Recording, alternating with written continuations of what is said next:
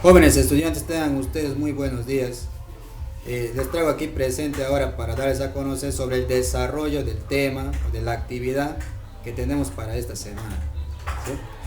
La clase anterior habíamos dado a conocer sobre el escenario que se da en Sudamérica durante el siglo XIX, ¿sí? Donde hemos hecho mención sobre la aparición de un determinado grupo militar que tenían el nombre o estaban catalogados como caudillos, en el cual buscaban ascender al poder a través de ciertos discursos populistas, como hemos dado a conocer, y también con ciertas acciones en el cuales permitía a ellos ejercer dicho poder y también buscar perpetuarse, que era la principal característica que ellos tenían para mantenerse en el poder. Y también tenemos aquí, vamos a dar a conocer a lo que es el tema de esta semana, mostrándoles lo siguiente.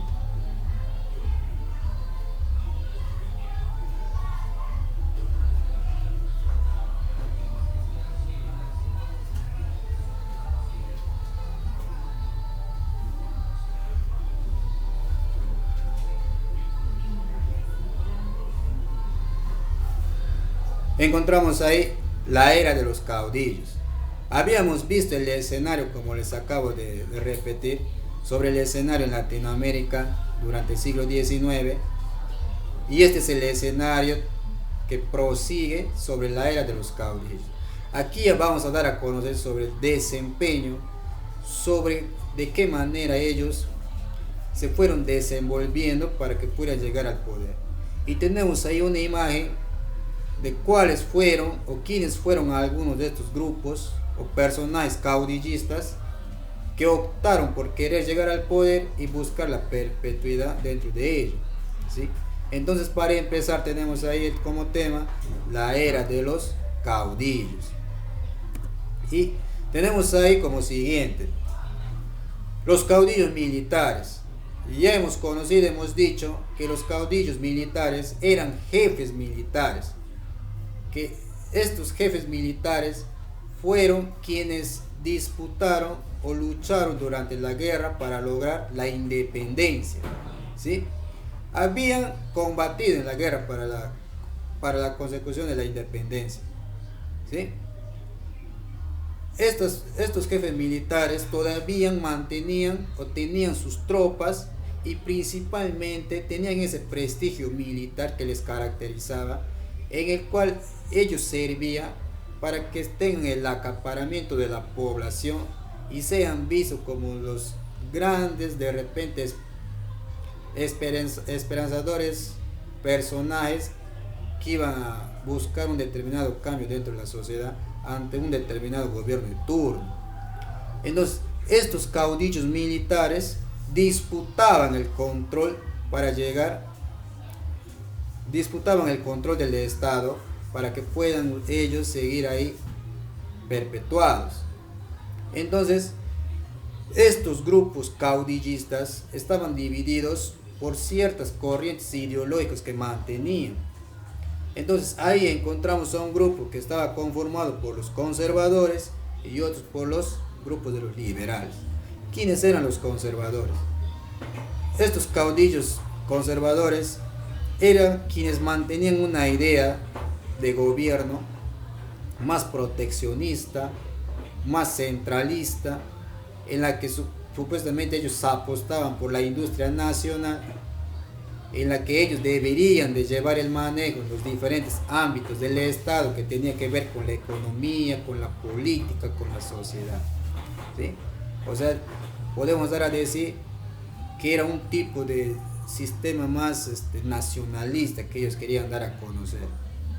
Y también encontramos un grupo de los liberales que tenían, como su nombre lo dice, una idea más liberal, en la que el caudillo que llevaba la rienda del manejo del país principalmente no lo iba a llevar todo en su totalidad ese manejo, iba a tener cierta injerencia solamente en el aspecto económico, político, pero no necesariamente en todo su esplendor. Entonces eran dos grupos diferentes, pero ¿qué característica común encontramos en los caudillos con respecto a estos dos grupos? De que si determinado caudillo militar veían que iba a conseguir un interés en el otro bando, entonces este caudillo se cambiaba de ideología, podríamos decir, como si estaría cambiando de ropa, podríamos decir, solo por el simple hecho de conseguir su bienestar personal o de grupo, ¿sí? Eso tiene que ver más o menos cuáles eran las características de estos caudillos militares que encontramos. Luego ahí mismo encontramos a estos dos militares, también caudillos, que se da ya como inicio para un proceso largo de gobiernos de grupos caudillistas, que son José de la Mar y Agustín Gamarra. Iniciamos con José de la Mar, que cuando entra al poder trató de implementar algunas reformas o leyes que tenían que ver con el favorecimiento hacia el país, tratando de industrializarlo nacionalmente, pero era agobiado por la industria extranjera. Entonces por ahí el país sufrió grandes golpes, digamos, en el tipo económico, en el cual le permitió también a este personaje sufrir un bajón dentro del poder, y los demás opositores caudillistas aprovecharon para poder sacarlo del poder y también puedan entrar ellos. ¿Y quién le sucedió? ¿Quién siguió después de él? Agustín Gamarra, que principalmente, como estamos mencionando, se aprovechó de la situación para que llegue al poder y tenga una idea diferente a lo que tenía José de la Mar. Con Agustín Gamarra podemos dar a conocer sobre el inicio, el surgimiento para la creación de la Confederación Perú-Boliviana, en la que también este personaje sufre también un boicot, un atentado de otros grupos caudillistas que querían llegar al poder. O sea, el escenario en ese entonces dentro del país y parte de Latinoamérica era un escenario de guerra civil, porque estos diferentes grupos caudillistas querían ostentar el poder. Una vez ostentado el poder, lo que querían era perpetuarse dentro del poder. Podemos decir que dentro del Perú, al inicio de su república, podemos encontrar casi como 15 años de gobierno de grupos de personajes militares o de ex jefes militares denominados caudillos, ¿sí? Entonces, una vez dado este escenario, encontramos ya lo que es la Confederación Perú-Boliviana, que ya surge o se consolida con Santa Cruz y Luis de Orbegoso, ¿sí? ¿Y cuál ha sido ese escenario cuando se da la Confederación Perú-Boliviana? ¿Cuál ha sido ese objetivo para que se dé esta unificación o esta confederación? Principalmente era para crear un estado confederado que uniera los territorios de Perú y Bolivia para restaurar los circuitos económicos y comerciales que se habían articulado el sur peruano y Bolivia desde épocas prehispánicas, ¿sí? Entonces, lo que buscaba el Perú con Bolivia era consolidar aún más esa unificación para que a ellos les sirva como potencia y puedan tener ellos un mejor desempeño en el campo económico a nivel de Latinoamérica. Pero esta confederación trajo malestar en algunos países vecinos como el país de Chile. Entonces los chilenos, al verse reflejado ya esta confederación, en los chilenos despertó una desconfianza, un tipo de recelo, que ellos decían de que al darse esta confederación era una amenaza, un peligro para el equilibrio de las diferentes naciones sudamericanas, y que atentaban contra estos gobiernos, y que principalmente atentaba contra el gobierno chileno. Entonces, cuando se da este escenario, podemos decir que sirve como antecedente para que se dé el venimiento del estallido de la guerra del Guano y del Salitre, que bien sabemos ya es otro tema y que se les va a dar a conocer sucesivamente, pero este escenario de la confederación también sirve como antecedente para que se dé el siguiente acontecimiento, ¿sí? Pero eso se les va a dar a conocer después. Y lo que tenemos aquí es prácticamente ese escudeto, lo que estamos dando a conocer sobre esa confederación de Perú y Bolivia, ¿sí? Esa unificación que se da, como ya hemos mencionado, para que tenga un fortalecimiento aún mejor, principalmente económico dentro de la región, o sea, dentro de Latinoamérica, ¿sí? Eso es con respecto a la indicación o a la introducción que podemos encontrar sobre el desarrollo de este tema. Y ahora vamos a dar a conocer con respecto al desarrollo de la actividad. Y tenemos ahí lo siguiente. Ya hemos mencionado, tenemos ahí el tema que dice la era de los caudillos. Y tenemos como competencia trabajarse, construir interpretaciones históricas. La capacidad comprende el tiempo histórico. Y el propósito a trabajarse toma en cuenta los aspectos políticos, sociales, económicos, culturales y ambientales a través de un argumento crítico. Tenemos ahí los datos respectivos que tienen que poner, el saludo, y tenemos ahí para iniciar. Y dice: reflexiona y utiliza los recursos adjuntados para el desarrollo de las interrogantes. Tenemos aquí 13 interrogantes para iniciar. ¿Sí? Tenemos ahí 3 interrogantes, donde nos dice la primera: ¿cuáles son las principales características de los caudillos militares del siglo XIX?